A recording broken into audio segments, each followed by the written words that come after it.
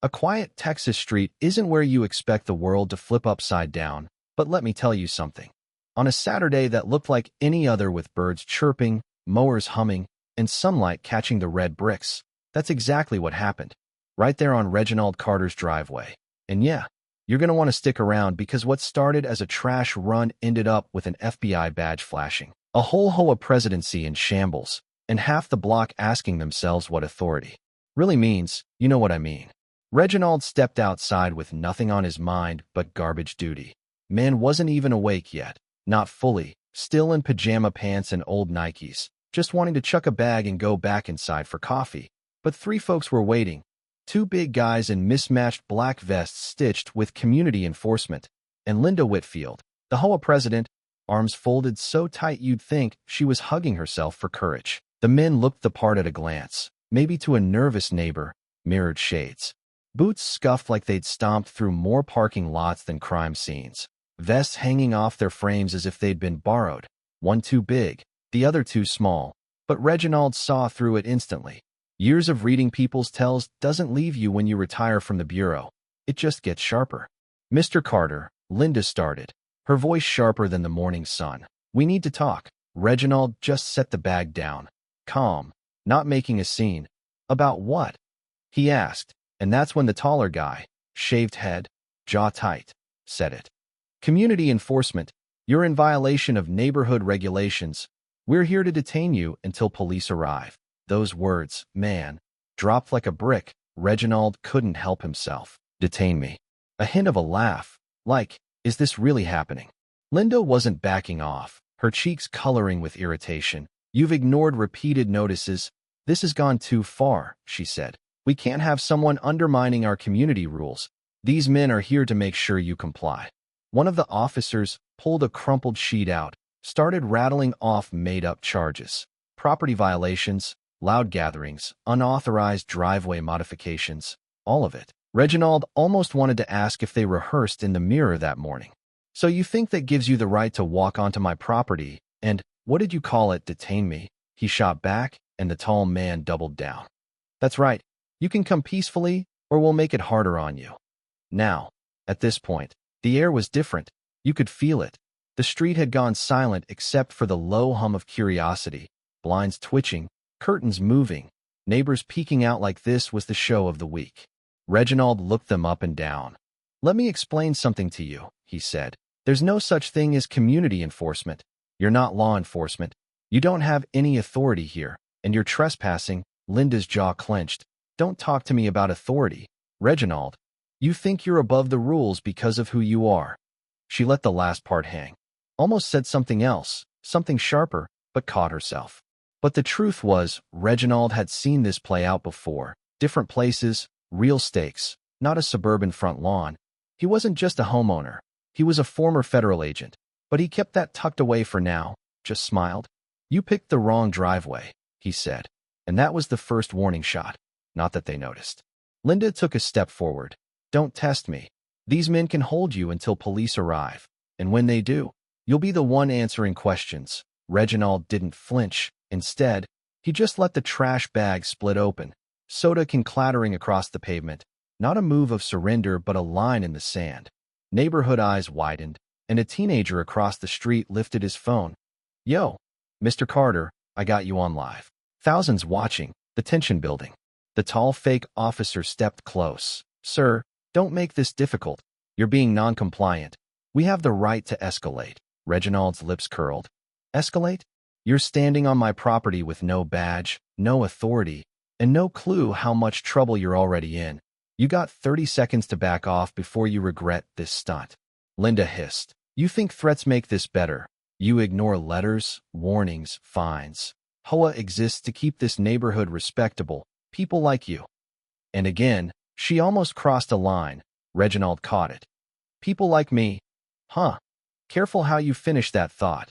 The shorter enforcer tried to play good cop. Look, this doesn't need to get ugly. Just come with us. We'll clear it up. Reginald, deadpan. You mean the real police? Or the badges you two probably ordered online? Crowd. Snickers. The imposters feel it, the script slipping. By now, neighbors weren't hiding. They were openly filming. Phones everywhere. whispers turning to shouts. This is wrong. Where do you even find these guys? Someone yelled, can't arrest your neighbor for cutting his grass too short. What was meant to scare Reginald had flipped, and suddenly Linda, Eddie, and Sean, their names slowly leaking from muttered arguments, were the ones on trial. Reginald kept his composure. You want to know what real authority looks like? It's not two men playing soldier. It's training, law, accountability, and the real cops will be very interested in this little performance. The bearded guy, Sean, shifted, nerves showing. Maybe we should wait in the street, he muttered. But Eddie, the taller one, squared up. We're not leaving. Then, out of nowhere, a twist. Marcus, the teen live streaming, called out. Yo, Mr. Carter, 10,000 are watching. Don't let them touch you. Eddie snapped. Put that down. Tried to step toward him, but Reginald blocked him. You even think about touching that kid, and this ends right here. That's when the crowd turned, voices rising, sides chosen. Linda, flustered, this is a neighborhood matter. None of you should be interfering. A mom with a baby on her hip. Neighborhood matter? Looks like harassment to me. The line was drawn, and the so-called enforcer's confidence crumbled by the minute. Reginald didn't raise his voice, didn't have to. Linda, do you hear them? This is an order. This is chaos, and you created it. Her mask slipped. You're twisting this. You're always a problem, always bending the rules, he replied. No. Linda, the real problem is you confuse control with leadership, and they're not the same. The words echoed, neighbors nodding, the street itself on his side now. Then came the escalation. Eddie pulled out a pair of cuffs, real enough, clinking together. You're under neighborhood arrest. Don't make me put these on you the hard way. Reginald's eyes went cold. If you take one more step, you're committing a felony, impersonating an officer, attempted unlawful restraint. That's prison time, not community service. Sean backed up, muttering, we'll get locked up ourselves. But Eddie, pride wounded, shoved him. I've got this. The crowd gasped. Someone screamed, call the cops. Dozens of phones now locked on. The neighborhood jury in session. Reginald didn't flinch. You're one heartbeat away from destroying your life. Think hard. For the first time, Eddie hesitated, sweat beading, hands shaking. Linda, desperate, shouted, do it. Don't let him intimidate you. But it only fueled the backlash. That's enough. Linda, you've lost your mind. Reginald leaned in. You lay one finger on me and the real police won't have to ask who you are. I'll walk them through every mistake you made in the last 10 minutes. The threat wasn't loud, but it was final. Eddie faltered, and Sean just ripped the patch off his vest. I'm out. Didn't sign up for this. Eddie's bravado cracked, cuffs rattling. Reginald pressed. Linda won't be there when the police start asking questions. She won't do your time. You'll be the one wearing real cuffs. Eddie let them drop, the sound echoing like a gavel. But Linda screamed, pick them up. Don't let him win. Then it broke. Eddie lunged, grabbed for Reginald's wrist, and in a heartbeat, the years of FBI training kicked in. Reginald sidestepped, twisted his arm. Cuffs snapped shut on Eddie's own wrists. Crowd erupted. Did you see that? He didn't even fight back. Reginald was calm. Don't resist. It'll only make it worse. Linda shrieked. What are you doing? You can't arrest him. You're right. I can't. But I can detain him for impersonating an officer until real law enforcement arrives. And considering he just attempted to assault me on my property, the charges keep stacking. Sean, hands raised. I'm out. Didn't touch anybody. Lady never told us he was law enforcement. Reginald pulled out his wallet, badge flashing gold in the sun. I'm Special Agent Reginald Carter, Federal Bureau of Investigation. The street went silent. Cameras zoomed. Neighbors muttered. I knew he's CA.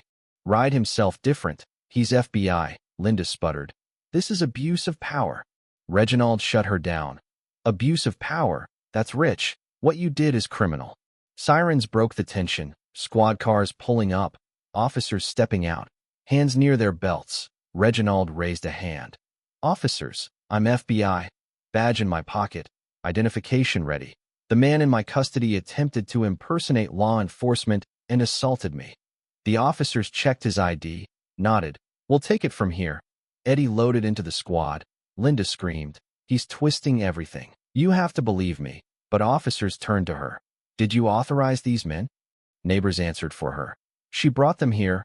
We saw it. The officers took her aside. If you continue to interfere, we'll have to treat this as obstruction. Her authority collapsed under the flashing lights. She went from president to perp in under 5 minutes. As the block calmed, Officer Ramirez told Reginald, "Appreciate your cooperation. You handled it by the book. We'll let the day sort the charges." Reginald nodded. "My goal was to keep it from escalating. Nobody needed to get hurt." Neighbors whispered. "He protected us from her." Reginald didn't bask in it, just watched the squad cars drive away, knowing the fallout was just beginning. In the days after, the videos went viral. Local news, Facebook, even a morning show. HOA president detained after confrontation with FBI agent neighbor. The board voted Linda out. Eddie's mugshot everywhere. Sean gave a full statement. Admitted Linda recruited them, stoked their egos, wanted them to keep people like Reginald in line. The street talked about community now, about what leadership should mean. A week later, at a neighborhood gathering, Reginald spoke quietly. "We all saw what happens when power's faked, when authorities used to intimidate instead of protect. It could have gone differently. Someone could have been hurt. Leadership isn't about control. It's about service, about putting people first even when you don't get credit." Mrs. Henderson asked, "What should we do next time?" Reginald answered, "Stand together, speak up, don't let fear isolate you.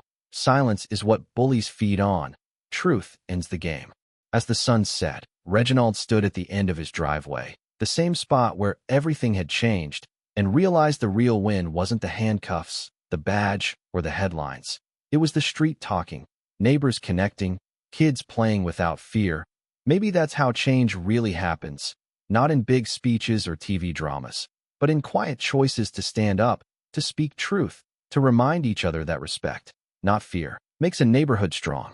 So if you're watching, ask yourself, in your own life, are you building with fear or respect? Are you staying silent or speaking truth when it matters most? Share your thoughts below. Does real authority come from titles or from the courage to do what's right, even when no one's watching? That's the kind of debate every community needs. And who knows, maybe your story's next.